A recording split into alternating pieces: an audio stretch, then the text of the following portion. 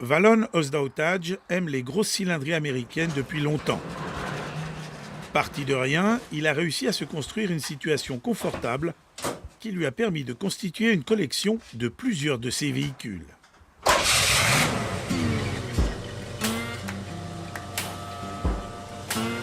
Aujourd'hui, il se rend à son travail avec la seule voiture qui lui reste, une vieille Pontiac de 1978 à laquelle il est très attaché et qu'il conduit tous les jours.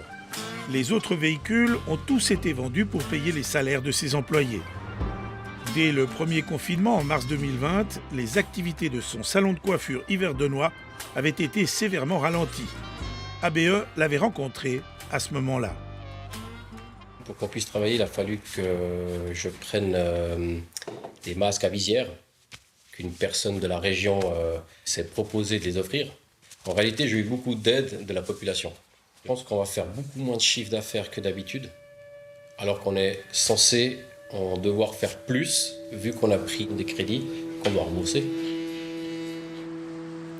Et pourtant, aussi surprenant que ça puisse paraître, Valon a choisi non pas de réduire, mais de développer ses affaires. Il rêvait depuis longtemps de nouveaux locaux.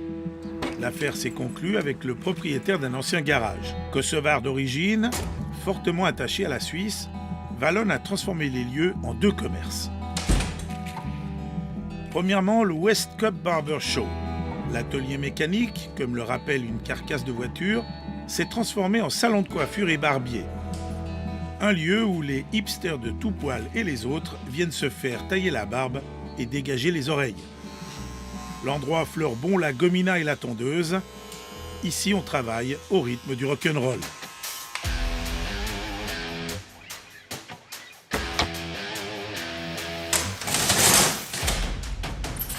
Mais malgré les nombreux clients du nouveau salon, la situation ne permet pas à cet entrepreneur de 29 ans de se verser un salaire satisfaisant. On doit vraiment resserrer les taux. Il n'y a plus de sorties au resto, il n'y a plus de vacances, il n'y a plus d'anniversaire, il n'y a plus de fêtes, il n'y a plus rien. Alors qu'avant, je gagnais quand même un salaire qui était assez important. Et au jour d'aujourd'hui, c'est vraiment le double, voire 3 fois moins, quoi. Il faut dire que si le barbershop fonctionne plutôt bien, la majorité des bénéfices qu'il génère partent pour couvrir les charges du deuxième commerce, le restaurant West Food. Ouvert en 2020, il a occasionné des frais imprévus. Je pensais que j'arriverais à m'en sortir à 240 000 francs le restaurant, et puis on a juste le double, quoi. Psychologiquement, c'était très difficile de se dire il faut que ça marche, quoi. Il faut que ça cartonne. Le surendettement, moi, je le vis. Alors, donc le mystère avec les sauces maison pour midi et quart. Et même si Valon et son frère, Prem Tim, le gérant du restaurant, redoublent d'efforts, les factures ne cessent de s'accumuler. Seul soulagement, le recours au chômage partiel, les RHT. Les RHT servent à payer les employés. Par contre, ça ne paye pas les factures, ça ne paye pas les charges sociales. Il y a beaucoup de factures en attente. On a des jours de retard, mais chaque fois, on prend une facture après l'autre. Et puis, les gens sont assez compréhensifs. On a toujours été des bons payeurs, donc quand on leur dit qu'on a un mois de retard, on ne se fait pas agresser. Si j'avais pas de dette, peut-être que je dirais bon, on s'en fout, on arrête tout, j'en ai marre. Mais là, même si j'ai envie d'arrêter, je peux pas, parce qu'il y a des gens qui attendent sur moi pour vivre.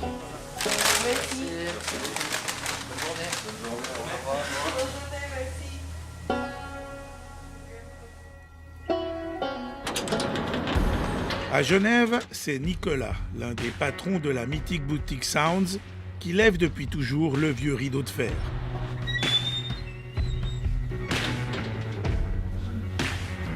Pas pour accueillir les clients à l'intérieur, pandémie oblige, mais pour assurer une présence et pouvoir délivrer sur le pas de la porte les commandes effectuées en ligne. Avec son associé, Alain, ils avaient développé ce type de vente lors du premier confinement. On précommandait les vinyles ou les CD sur Internet et on venait les chercher en magasin dès la réouverture possible de la boutique. ABE en avait déjà parlé en avril dernier.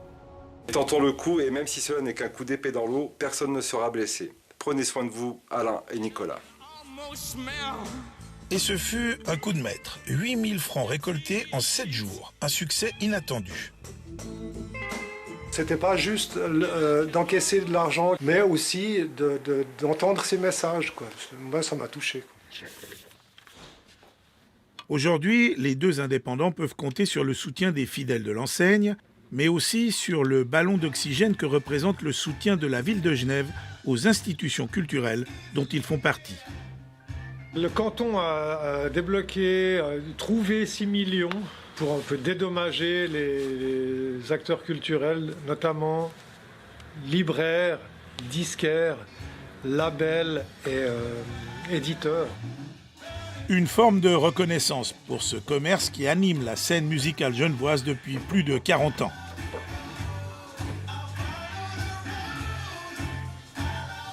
Mais les temps sont durs. Bien qu'ayant terminé l'année 2020 sans dette, leur chiffre d'affaires a dangereusement plongé.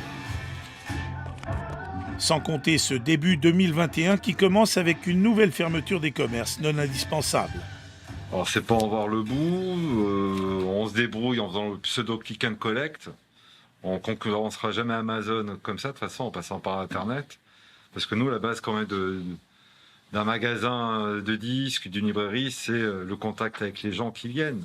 L'échange, le conseil, tout ça. Et ça, on l'a pas actuellement. Donc ça manque pas mal, quoi. Cette situation est d'autant plus dramatique que la vente de vinyle reste un marché de niche et celle du CD est à l'agonie. La mythique boutique Sounds vivrait-elle ses derniers instants? Je pense pas. Allez, il faut rester un peu positif. C'est un peu dur parfois de se dire tout ça pour ça, et puis de devoir aller réclamer un peu des aides à gauche à droite, un peu comme des clodos.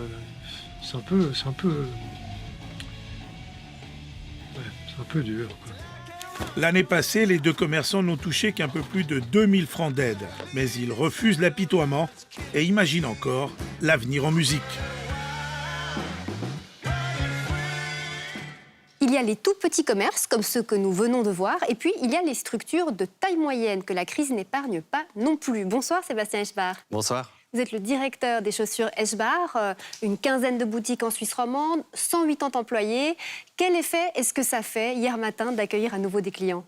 Bon, c'est une bouffée d'oxygène, c'est un vrai soulagement pour les équipes, pour nous, de pouvoir à nouveau réouvrir nos commerces, de pouvoir recevoir toute cette clientèle qui en plus a le sourire.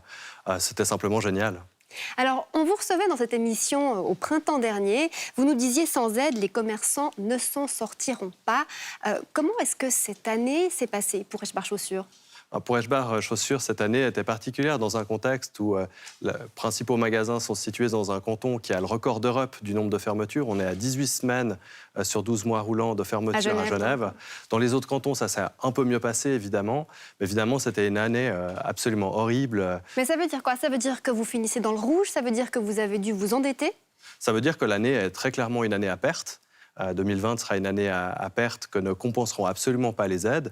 Les aides qui consistent principalement en des aides pour nos employés sont totalement insuffisantes. Les RHT, donc ? Les RHT sont totalement insuffisantes. Et les petites aides que nous ont fournies nos bailleurs ne suffisent pas à rentrer dans des chiffres noirs. Les loyers, évidemment, gros enjeu pour la plupart des commerces. Pour vous, avec le nombre de magasins que vous avez en plein centre, on imagine que ça se chiffre en centaines de milliers de francs par mois. Quelle solution, quel soutien est-ce que vous avez trouvé à ce niveau-là ? Alors, de la part de l'État, pratiquement aucun, puisque nos loyers dépassaient les plafonds maximum posés par l'État. Donc on est allé chercher le soutien, et parfois moral uniquement, de nos bailleurs, qui nous ont apporté des baisses de 25 à 50%, mais jamais une baisse complète. Autre enjeu important, quand on vend des chaussures, quand on vend des vêtements, ce sont évidemment les stocks. Là, demain, c'est le printemps, vous ne pouvez pas continuer à vendre des bottes d'hiver.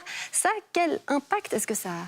C'est l'enjeu fondamental. Si vous prenez la structure de frais d'un commerce, 50% de ces frais sont des achats de marchandises. Donc évidemment, quand on ne peut pas vendre de la marchandise, cette marchandise est périssable dans la mode. Les modes changent, le vert ne sera plus à la mode, ça sera le jaune. La taille manque, il faut en acheter à nouveau. Donc on est sur un enjeu qui est crucial et qui n'est pas du tout mesuré aujourd'hui par les autorités. Mais ça veut dire quoi ? Ça veut dire que vous devez vous endetter, par exemple, vous mettre dans le rouge pour pouvoir acheter les nouvelles collections ? Alors, c'est une option si vous pouvez encore vous endetter. Si vous ne pouvez pas vous endetter, vous êtes un plus petit commerce par exemple, vous devez décider de ne pas acheter. Et décider de ne pas acheter, c'est un commerce qui meurt parce qu'il ne peut pas renouveler sa clientèle, il ne peut pas renouveler ses collections. Ça veut dire qu'au-delà de la joie de la réouverture d'hier, certains commerces dans le secteur de la mode ne passeront pas le printemps ? C'est certain. Qu'est-ce que vous demandez finalement par rapport à ça aux autorités? Ce que nous demandons, mais comme les restaurateurs le demandent ou les hôteliers le demandent, c'est que lorsqu'il y a une fermeture, il y a une indemnisation complète, franc pour franc, jusqu'au dernier franc. Si vous décidez de laisser un secteur fermé pour protéger la population, puisque c'est ce qui nous est dit, il faut l'indemniser jusqu'au dernier centime, y compris sur la dépréciation de stock. Alors vous vous êtes beaucoup engagé au niveau de la vente en ligne, au niveau local, notamment avec le site genèveavenue.ch. Les Suisses ont consommé comme des fous sur Internet pendant cette période de crise. Est-ce que ça permet de compenser les ventes qui ne se font pas en magasin? Ça permet de compenser une partie. Quand vous avez des magasins et que vous n'êtes pas à 100% en ligne, c'est probablement que vous avez encore un certain espoir que vos magasins dégagent des bénéfices. Donc ça permet de compenser peut-être entre 10, 20 et 30% pour les plus chanceux, des ventes qu'ils réalisaient dans les magasins. Mais un click and collect, par exemple, quand vous avez du télétravail, n'a pas beaucoup de sens, parce que les gens ne sont pas en ville, donc ils ne vont pas se déplacer spécifiquement. Ils préfèrent attendre leur carton de chaussures, par exemple, ou leur carton de vêtements sagement à la maison. Et donc, est-ce que c'est possible de se faire une place, d'exister à côté des géants du secteur, comme Zalando, par exemple, dans l'univers de la chaussure? Il va plutôt falloir se positionner différemment, mais évidemment, dans la guerre que se livrent ces géants-là, tous ensemble, Amazon contre Zalando, pour un petit Eschbar au milieu de tout ça, ça devient un petit peu compliqué. Merci beaucoup, Sébastien Eschbar. On vous souhaite bonne chance en ligne et dans vos magasins. Merci beaucoup. Bonne soirée. Merci, bonne soirée. Et on va voir justement comment la digitalisation a permis à certains de maintenir une activité au fil de cette crise, même si pour les petites structures, il reste très difficile de vivre du commerce en ligne.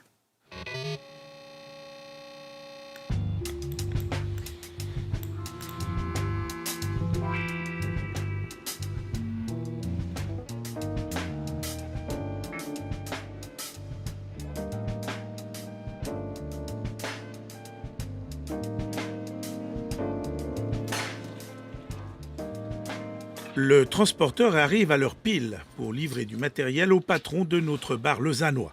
Comme on va commencer en fait la livraison de cocktails à domicile via la poste, on avait besoin de cartons pour envoyer ces cocktails par poste aux clients. Le Vestibule, qui développe son marché via le web, est un bar speakeasy, autrement dit un bar clandestin. L'expression remonte aux années 1920 et à la prohibition aux États-Unis. Déguisés en boutique, ces bars secrets vendaient de l'alcool clandestinement. Il fallait donc parler tout bas, speakeasy, pour ne pas attirer l'attention de la police. Aujourd'hui, seule la déco qui donne l'impression d'entrer dans une bibliothèque rappelle l'esprit des bars speakeasy. L'établissement ouvre ses portes en février 2020, quelques semaines avant les premières mesures de confinement. Il y a tout qui tournait au ralenti, c'était une période assez bizarre, mais c'est vrai que pour un lancement de bar, c'est vraiment pas idéal, quoi. C'est clair qu'on tourne à moitié de la capacité et puis on doit refuser du monde. Et voilà, merci, santé. On va s'en sortir si ça continue à progresser dans le bon sens, mais je pense que s'il y a une nouvelle vague, ça va être impossible à la surmonter. Merci, santé. Au Val-de-Rue, dans le canton de Neuchâtel, la voyagiste Sabrina Hauser a elle aussi vécu très durement le passage de la première vague pandémique. Elle en avait parlé dans ABE. Quand nous l'avions rencontrée en avril, Sabrina Hauser dénonçait le bail de l'agence de voyage qu'elle avait ouverte 2 ans plus tôt à Cernier, dans le Val-de-Rue. Avec la crise du Covid, Sabrina et son conjoint ont consenti à plusieurs sacrifices. Il le fallait pour nouer les deux bouts. C'est compliqué parce qu'on ne sait pas toujours forcément où mettre la priorité en fait, mais on a besoin d'un toit sur la tête, ça c'est sûr, et je dois pouvoir nourrir mes enfants. Et là, comment est-ce que vous voyez la suite ? J'essaie de pas trop y penser parce que j'ai déjà fait beaucoup de nuits courtes, voire même des nuits sans sommeil, et plus je me projette et plus j'ai peur.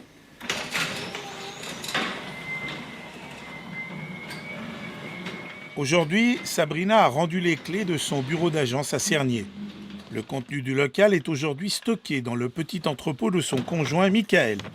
Lui aussi a vu les activités de sa petite société de sonorisation de spectacles ralentir drastiquement. Pour beaucoup de gens, c'est pas évident du tout. Et puis, on trouve des solutions. Moi, j'ai vendu un peu de matériel de spectacle que j'avais. Ça m'a permis aussi de combler un peu les factures parce qu'on a quand même pas mal de charges. On doit s'assurer, on a des véhicules, on a un dépôt, on n'est pas propriétaire, donc on doit louer. On essaye un peu à la maison de gérer tout ça en faisant les meilleurs compromis. Pour boucler les fins de mois, Michael exerce un emploi de réparateur automobile à 100%, laissant ainsi son entreprise en sommeil. Quant à Sabrina, elle recherche un emploi temporaire, ses activités de voyagiste fonctionnant au ralenti. En attendant, elle transforme quotidiennement sa salle à manger selon les horaires de la journée. À midi, ses filles arrivent de l'école, dressent les couverts et toute la famille se retrouve autour de la table pour partager le repas. Bon appétit. Mais dès 13h, la table change de fonction et se transforme en agence de voyage. J'ai besoin uniquement de mon ordinateur et de mon téléphone. C'est sur mon téléphone portable qu'a été dévié mes téléphones professionnels.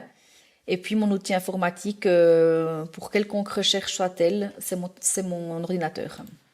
Cette formule de télétravail fonctionne, mais la commerçante ne cache pas que le contact avec ses clients lui manque pour réaliser son chiffre d'affaires. Si le confinement devait encore durer, la viabilité de sa petite agence serait vraiment remise en question. En ville de Fribourg, Elsa Ruffieux vient de recevoir une nouvelle collection de son grossiste parisien pour étoffer sa boutique de prêt-à-porter. J'ai pas commandé beaucoup, mais j'ai reçu quand même un petit peu parce qu'il faut avoir des nouveautés. Maintenant, on est fin janvier, début février, donc voilà. Pourtant, il y a une année, Elsa a bien cru mettre la clé sous la porte. Et puis, miracle, les ventes s'envolent. À la clôture de l'exercice 2020, son chiffre d'affaires a doublé, le meilleur en 20 ans.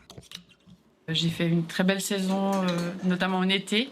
Normalement, le mois d'août est un mois très calme, et là, on voyait que les gens avaient envie de se faire plaisir. Beaucoup de personnes venaient qui n'ont pas pu partir en vacances, venaient s'acheter des habits pour se faire plaisir. Et c'est vrai que j'ai senti vraiment que les gens avaient envie de changer les idées. Un succès soutenu par le développement de tout un réseau sur Internet. Comme ses clientes ne sont pas autorisées à venir en magasin, notre commerçante organise elle-même des séances de shooting pour leur présenter les nouvelles collections.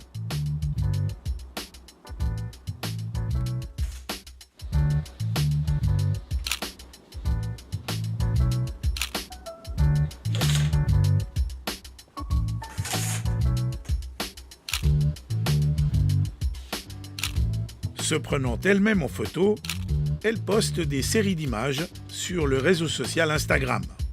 J'ai 2-3 petites applications pour un peu améliorer les photos. Et ensuite, il peut arriver parfois que je mette des filtres ou pas, ça dépend. Et ça m'a apporté vraiment plus de clientes. Même si le secteur du voyage est au point mort, Sabrina Hauser, elle aussi, développe une présence digitale. J'utilise principalement ma page Facebook, sur laquelle je fais régulièrement des publications, en tout cas plus régulièrement que ce que je faisais avant. Les réseaux sociaux pour garder le contact avec la clientèle. Un site internet comme vitrine des possibilités offertes aux clients sur des destinations possibles. Mais au final, cette présence digitale ne génère que 10% du chiffre d'affaires de son commerce. Il y a les aides qui sont là. Au jour d'aujourd'hui, je ne peux pas me plaindre de ce que par où j'ai passé avec ces aides. Mais on n'a aucune idée combien de temps elles vont durer.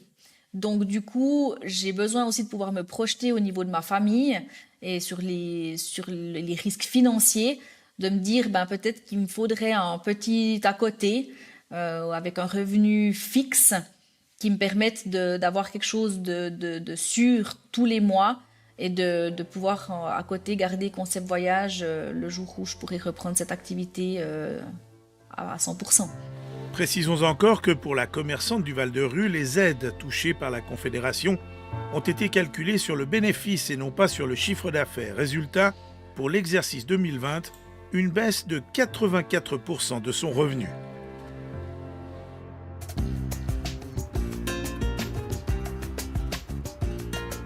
Au bar lausannois Le Vestibule, Randy Chalère craignait de ne pas survivre à la deuxième vague et pourtant, il tient grâce à la vente en ligne.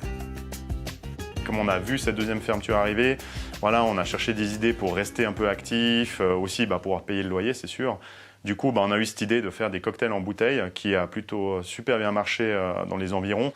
Les cocktails sont préparés sur place et mis en bouteille dans des fioles en verre manufacturées à Épalinges. Une volonté de travailler en proximité avec des produits locaux. On a beaucoup de cocktails où on travaille avec des alcools en fait typiques suisses, par exemple la Williamine, la Bricotine, etc. Donc pour ça, on utilise bien évidemment une marque suisse. Les amateurs de mélanges alcoolisés viennent chercher le breuvage sur place, à l'entrée du bar, en respectant les règles sanitaires en vigueur. Je trouve que c'est quand même sympa. C'est un moment difficile, tout le monde a envie de sortir, bien pas vraiment. Donc on fait là avec mon mari une petite fête à deux, avec des cocktails à l'emporter. On vient de Montreux, donc on se déplace jusqu'ici pour goûter leurs cocktails. Dans le futur, on verra. Je ne sais pas si tout à coup, ce qu'on a mis en place fonctionne très bien sur Internet. On verrait ça plutôt comme une chance. Mais en tout cas, au jour le jour, on va dire qu'on s'est plutôt occupé en mettant ça en place et que c'était plutôt quelque chose pour ne pas penser au day-to-day, en fait, de se dire, voilà, aujourd'hui, on va rester à la maison, on va attendre de faire la demande de RHT, etc. Voilà, le but, c'était vraiment, en fait, de sortir de chez soi, de continuer à se voir, travailler les recettes et surtout pouvoir continuer à proposer nos cocktails aux personnes. Au revoir, merci. Au revoir. Des entreprises qui innovent, qui se battent pour rester actives et pourtant qui vivotent. Alors, à quel point cette crise est-elle en train de tuer notre économie? On en parle avec vous, Jérôme Cozandet, bonsoir. Bonsoir. Vous êtes le directeur roman d'Avenir Suisse, think tank d'obédience clairement libérale, on peut le dire.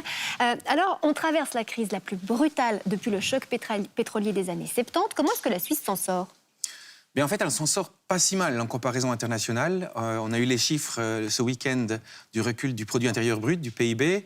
On a reculé de seulement, entre guillemets, 3%. Alors c'est clair, comparé aux autres années, c'est beaucoup. Comparé à nos voisins, c'est moins que l'Allemagne avec 5%, c'est moins que la France ou l'Italie qui ont perdu 8%. On était moins touchés parce qu'on est peut-être aussi moins dépendant des secteurs qui sont particulièrement touchés par la pandémie. Je pense tout secteur du tourisme, de l'hôtellerie, de la restauration. C'est des secteurs qui sont éminemment importants en Autriche, en Italie, en France, où on va passer nos vacances. Ça l'est moins pour la Suisse. Certains cantons, c'est clair, les cantons alpins en touchent beaucoup plus. Mais si on regarde le gros de l'industrie, par exemple avec l'industrie pharmaceutique, la place financière, c'est des domaines qui ont été moins touchés par les fermetures, par les confinements. Et du coup, on a un peu pu limiter la casse sur le plan suisse. Mais derrière ce chiffre, on voit quand même que les inégalités se creusent, les petits salaires sont les plus touchés par la crise, on s'attend à une augmentation des demandeurs d'aide sociale ces prochaines années. Est-ce que vraiment on peut dire qu'on a limité la casse quand les plus précaires font les frais les plus forts de cette crise? Alors, je pense qu'il y a deux choses. Effectivement, les petites mains, les petits salaires, c'est souvent des emplois d'appoint, sur appel, typiquement dans la restauration, dans l'hôtellerie, dans le commerce de détail. Et c'est clairement ces secteurs qui sont particulièrement touchés là. Donc ces gens-là qui déjà avaient de la peine à survivre dans un cas normal, j'allais dire, sont particulièrement touchés. Mais n'oublions pas tous ces commerçants qui sont peut-être dans la classe moyenne, qui ont effectivement vu aussi aujourd'hui leur business, leurs affaires dues aux fermetures, où ils ont dû ronger ou utiliser leurs épargnes. Et ces gens-là qui sont dans la classe moyenne qui sont aussi touchés. Alors le Fonds monétaire international a fait un comparatif intéressant, le pourcentage du produit intérieur brut que les différents pays mettent pour soutenir l'économie actuellement. En Suisse, c'est seulement 4,8%, c'est pratiquement 2 fois moins qu'en Angleterre, par exemple. Est-ce qu'on n'est pas un peu pingre? Je pense qu'il faut faire attention quand on regarde ce chiffre-là, il faut regarder la sévérité de la maladie. Si vous avez 42 fièvres, vous prendrez 2 d'Afalgan. Si vous avez seulement 38, vous n'en prendrez qu'un seul. Et en Suisse, c'est un peu la même chose. Comme notre économie est assez bien diversifiée, on a effectivement ces secteurs fortement touchés. Donc la nécessité d'injecter de l'argent dans le système était moindre. Et puis il faut faire attention de ces comparaisons aussi. Là, on regarde juste les stimulus économiques qui ont été décidés par ces pays.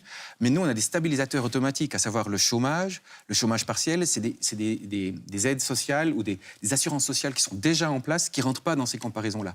Donc si on cumule ce qu'on a déjà dépensé, ce qu'on a dépensé en plus, par rapport à la sévérité de la crise pour l'économie suisse, en fait, on est assez généreux en comparaison internationale. D'un mot encore, vous êtes plutôt favorable à une reprise rapide, en tout cas plus rapide que ce qu'elle n'est, à un arrêt ou un allègement des soutiens en faveur de l'économie. Est-ce que vous assumez que cela implique de la casse au niveau des entreprises? Moi, je pense qu'il faut voir les Les entreprises, c'est un chiffre que beaucoup de gens ne réalisent pas. L'année passée, on a eu plus de création d'entreprises en 2020 qu'en 2019. Donc, malgré la crise, il y a une activité de création très forte. Et inversement, on a aussi moins de faillites que l'année d'avant.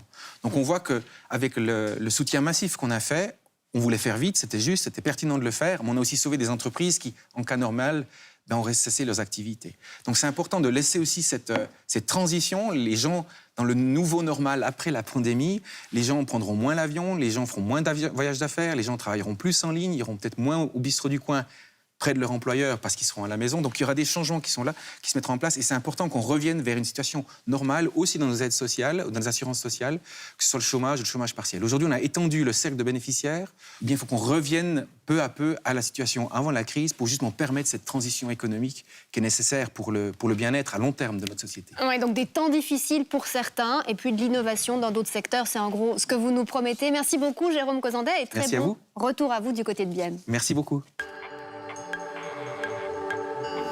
La crise, en tout cas, pousse de nombreux indépendants à se réinventer. C'est le cas de Jimmy Esposito et de Luca Morelli, un patron de boutique cadeau, un coach sportif qui ne tourne plus grâce à leur activité de base. Tessinois d'origine, Luca Morelli pratique l'enseignement du sport depuis plus de 20 ans. En 2016, il a ouvert le studio My Coach In. Et les affaires ont bien marché pour lui et ses 2 employés jusqu'en 2020. 20 à 30 cours étaient organisés chaque semaine jusqu'à l'arrivée de la pandémie. En dehors de l'école, vous avez fait du sport aussi? Oui. Aujourd'hui, il accueille dans son studio un groupe d'enfants de moins de 16 ans. On recule là. Et puis maintenant, on va mettre les 2 mains et on ne touche pas. En raison des mesures Covid, c'est le seul cours de la semaine à ne pas être annulé. Les enfants bénéficient ainsi d'un cours d'1 heure en salle de sport. Toujours garder ce côté ludique et en même temps les faire travailler là où ils ont besoin. Des exercices de coordination, de mobilité.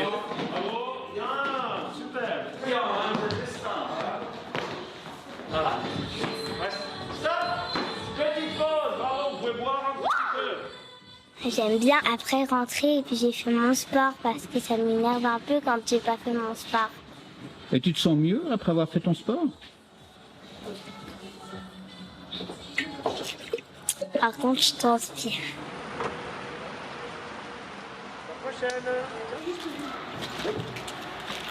Le temps passe vite, le cours touche à sa fin. Il est temps pour les enfants de rentrer chez eux et Luca reste tout seul. La réalité de la chose, c'est que maintenant le studio reste vide pendant 1 semaine. L'arrêt de l'activité puis un démarrage seulement d'un cours par semaine, on donne tout ce qu'on peut pour 1 heure, bien sûr, mais c'est clair que c'est quasi plus d'énergie qu'il faut mettre pour un cours qu'en avoir peut-être à 10, 15 ou 20 ou 30. En mars 2020, lors du premier confinement, Luca ne pouvait plus accueillir d'adultes dans son studio. Il a donc organisé des sessions de coaching par Zoom. Des cours en ligne qui ont connu un joli succès au départ, avec 40 à 50 personnes. Mais l'été approchant, le nombre de sportifs a baissé de moitié. La 2e vague, en novembre, aura eu raison des derniers participants. En décembre 2020, plus aucun sportif n'est connecté. Il n'y a que moi. Grâce à la Confédération, aujourd'hui, on peut avoir des aides. Dans notre cas, en fait, on a l'APG. Donc, on a un montant par jour. Mais ça ne suffit pas, en fait, pour payer la totalité des frais qu'on a. Et surtout, on n'a pas de salaire. Donc, ça, c'est la réalité de la chose. Donc on peut bien tenir quelques temps, mais comme tout métier, un jour ou l'autre, on va être avec les épaules au mur.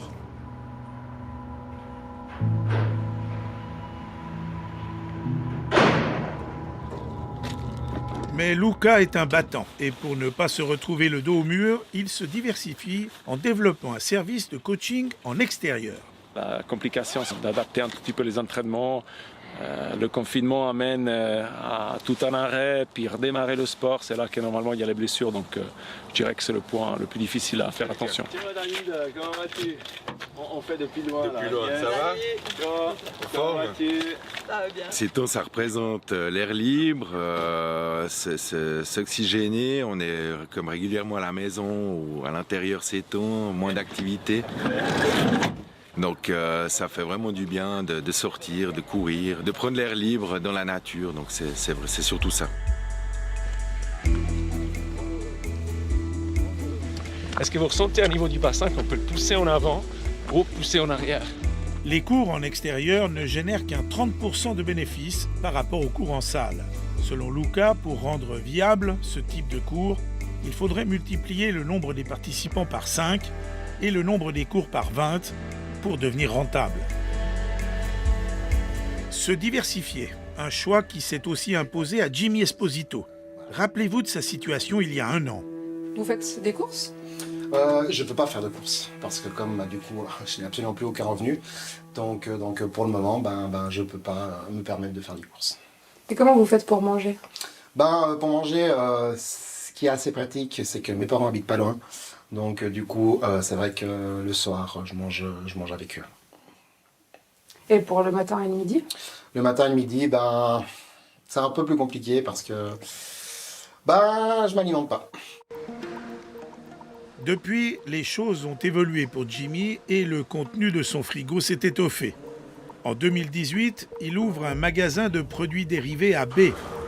Mais début 2020, son commerce est touché de plein fouet par le confinement et il frise la banqueroute. Aujourd'hui, Jimmy a trouvé une solution. Pour tenir à flot, il partage actuellement ses journées entre plusieurs métiers. Une diversification sans laquelle son commerce n'aurait pas pu survivre. Quotidiennement, Jimmy quitte son domicile à 6h30 pour se rendre dans des locaux discrets. Là, ce photographe de formation travaille toute la matinée à la numérisation d'objets rares pour des institutions cantonales.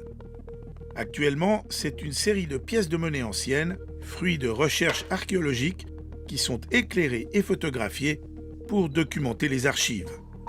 Je prends une face, après je la retourne, je prends l'autre face, donc le vert et le revers, que j'assemble sur Photoshop et que je numérote avec un numéro de catalogue qui est un numéro d'archivage en fait. Cette matinée accomplie, Jimmy Esposito change de fonction. Il quitte la photographie pour reprendre son activité commerciale. Une petite heure pour revenir à B et s'occuper de son magasin Pixel Shop, spécialisé dans les produits dérivés, jeux vidéo et objets de geek en tout genre.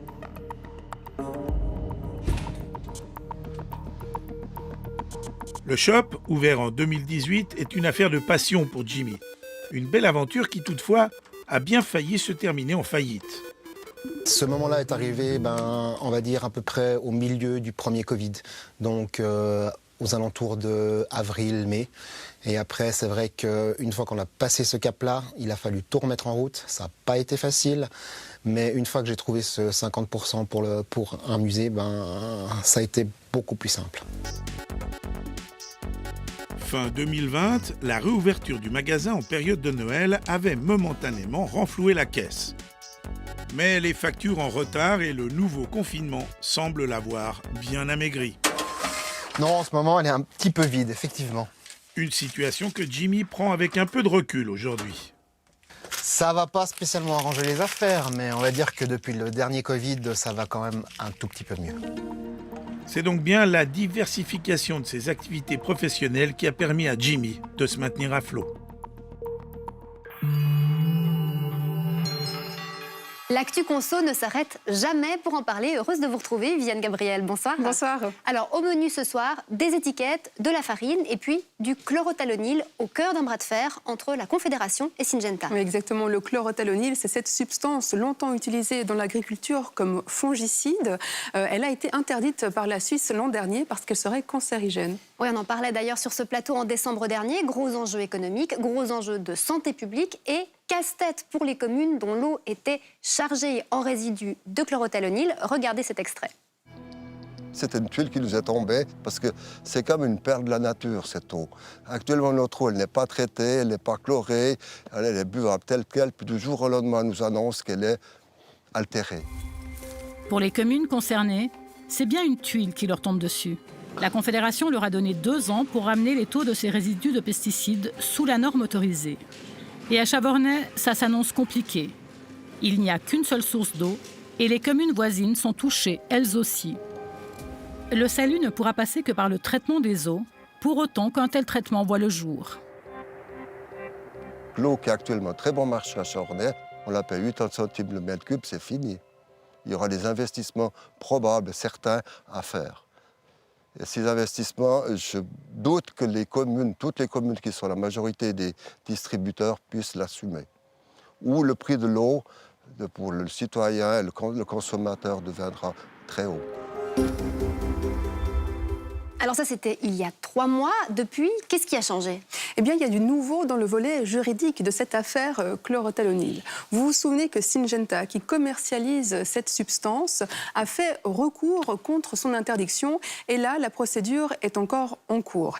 Mais dans l'intervalle, Syngenta a obtenu des mesures provisionnelles. La première fois en août, et là, la Confédération avait dû retirer certains documents.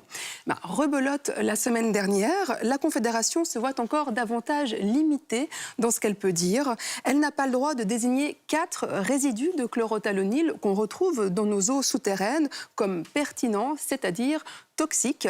Ils doivent être considérés comme litigieux. Ouais, donc en clair, quand ces métabolites hier étaient pertinents, eh bien, 1/3 des nappes phréatiques du pays étaient considérées comme contaminées et donc les communes devaient les assainir. Et puis aujourd'hui, ils sont considérés comme litigieux, donc quoi, il n'y a plus de problème.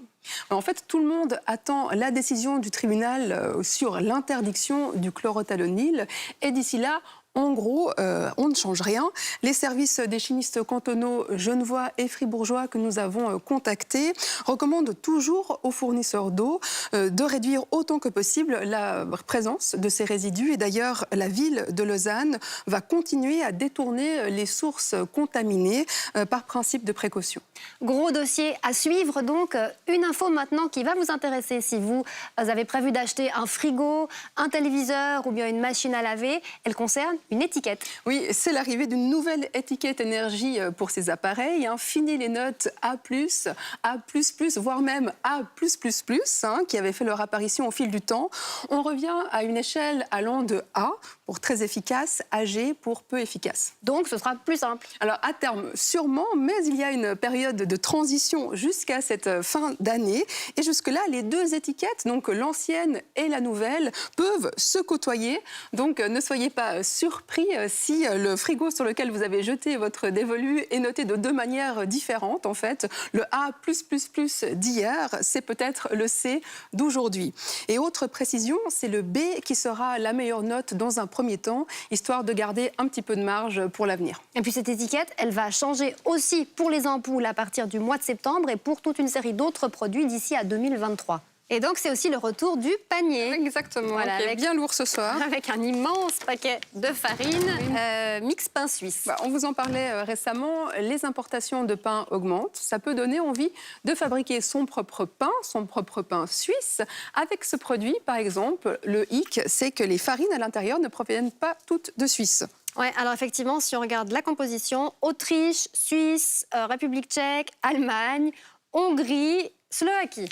Un véritable tour d'Europe. Alors, nous avons contacté Landi pour leur demander une explication. C'est un comble, parce que Landi appartient à Fenaco, qui appartient aux agriculteurs suisses. Exactement. Et ils nous répondent que jusqu'à 90% de leur farine proviennent de céréales suisses et que c'est uniquement pour avoir de la marchandise tout au long de l'année qu'ils ont recours en plus à du blé importé. Et là, en l'occurrence, pour le moment, uniquement d'Allemagne. Ouais, c'est quand même un peu malheureux dans un produit qui s'appelle Mix Pain Suisse. À part ça, il y a toute une collection de gel douche.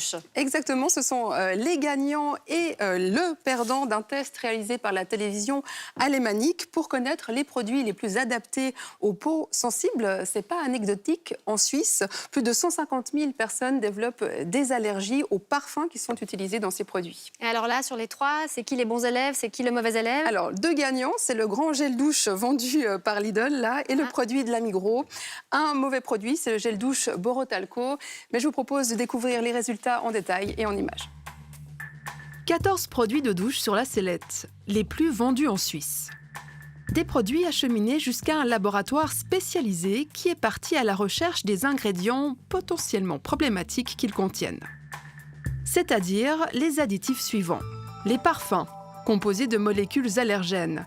Ils ont l'odeur de citron, par exemple, de fleurs ou encore de lavande. différents muscs synthétiques. Le formaldéhyde et les substances qui en libèrent, qui peuvent irriter les yeux, la peau, les voies respiratoires et qui sont à haute dose cancérigènes. Et enfin, des composés qui affaiblissent la barrière cutanée. Ils sont indiqués sur l'emballage sous les 3 lettres PEG pour polyéthylène glycol ou encore EDTA pour acide éthylène diamine tétraacétique. À partir d'une concentration de 100 mg par kilo, ces substances doivent figurer sur l'emballage. C'est important pour les personnes allergiques. Bonne nouvelle, c'est le cas sur tous les flacons et les tubes qui ont été testés. Les additifs en question sont déclarés correctement.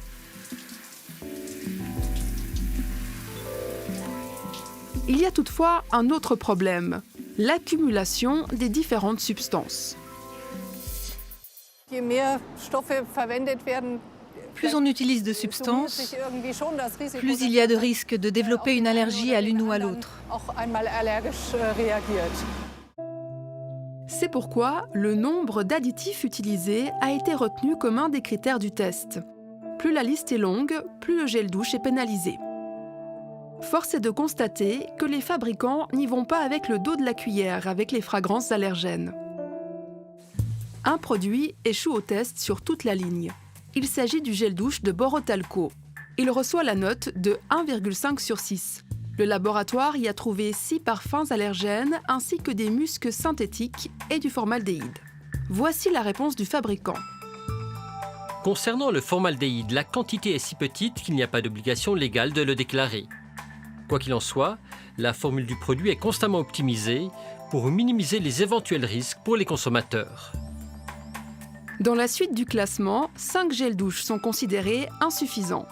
Le Petit Marseillais à la fleur d'oranger, le Nivea, le IM de Migros et chez Coop, le gel douche Well ainsi que le prix garanti. Ils contiennent tous 3 à 4 fragrances allergènes et des substances qui affaiblissent la barrière cutanée. Contactés, les fabricants soulignent que leurs produits sont conformes aux exigences légales. On passe à la catégorie satisfaisant. On y retrouve les produits de Velleda et Lavera, avec respectivement 3 et 4 parfums allergènes, mais aucune substance potentiellement nocive pour la barrière cutanée. Le gel douche Isana de Denner, l'Ombia d'Aldi et le M-Budget obtiennent eux aussi la note de 4. On y retrouve 1 à 2 parfums allergènes, ainsi que des produits qui affaiblissent la barrière cutanée. Pas de traces de ces produits dans le gel Coop Naturaline qui décroche la note de 4,5. 2 produits sont jugés très bons, avec la note de 5,5. Le pH Balance de Migros et l'Océan Fresh de Lidl, vendus beaucoup moins cher. On y retrouve toutefois une substance potentiellement nuisible à la fameuse barrière cutanée, d'où une pénalité d'1 demi-point. Alors, plusieurs marques ont réagi à ce test. Que disent-elles? Alors, il y a eu Velleda qui souligne l'origine naturelle de leur parfum, Lavera qui affirme arriver à d'autres résultats et enfin Aldi qui, depuis ce test, déclare avoir retravaillé son produit. Merci beaucoup pour toutes ces informations, Viviane, et à très vite. Bonne soirée, merci.